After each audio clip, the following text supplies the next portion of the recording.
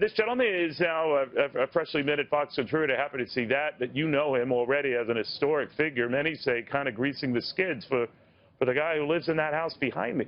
Talking about Nigel Farage, whose push to get Britain out of the European Union started at what seemed, I guess, Nigel, as a lost cause, right?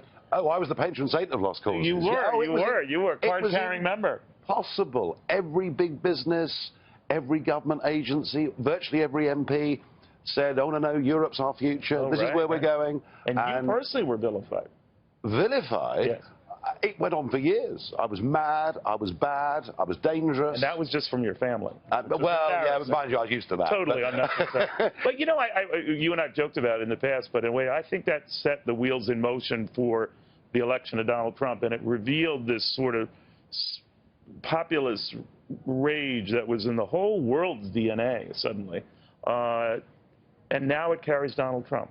Yeah, I mean, the word populism is being used, and it's being used in a sort of pejorative sense. Yeah. And I don't buy that. I mean, all I ever wanted, through all my years of campaigning, was for the United Kingdom to be a self-governing, democratic nation-state that chose its own friends in the world and controlled its own borders. You think it's going to work out? Because people are watching what's happening in Britain, and I know your Prime Minister May has already said she wants to make this fast, make the break clear. She's breaking for the European Union, not Europe, saying all the right things. But the jury's still proverbially out, right? I mean, we don't know, just as it is on this president. I mean, the first 6 months of her premiership, she did virtually nothing. Yeah. And there was a growing amount of criticism. Well, didn't she oppose it? But she was on the other side. Right, she was on the other side. So for 6 months we had indecision and drift, and of course if you don't dictate events, events get dictated to you. Right. She came out with a speech last week in which, at last, she said all the right things. But we're going to have to keep the pressure on her to make sure they actually happen. You know, let's go back to the president's inaugural speech. People are calling it very dark and dire, but in hearing it, it sounds like the speeches of his entire presidential run, going against the elite, trying to send a message that this is the age of the common man and woman, and that whether you're black or brown or white, you still have the blood of a patriot. And I thought, there's nothing dark or dour about that, but what am I missing? No, I think it was a shock to all those people sitting up on the podium, you know, the established order of this country. They were getting a little uncomfortable? No, they were horrified. They were horrified. He was absolutely clear that he was going to be consistent, that one of the problems with politics is people vote for a series of promises that don't get delivered. And what Donald J. Trump was saying yesterday was, I will deliver. You voted for me, and I'm going to do it. You know, Reuters quickly coined the speech a naked contempt for world order. And then even in praise of the speech, because there was some of that, the Wall Street Journal added, referring to the president, he will also need the help of many of the people behind him on that Capitol stage. Let us hope that the 45th president has the will to realize it. Well, he's got to bring... In other words, the same people he was ripping, he's got to depend on. No, what he's got to do is he's got to bring the House with him, hasn't he? Now, he's got a majority in both houses. Clearly, party unity is going to be very important. But I think in terms of everybody else, if everybody else hates what he does, so what? So I mean, in this country, you can go over the heads of these guys, right? I mean, you can tweet about them.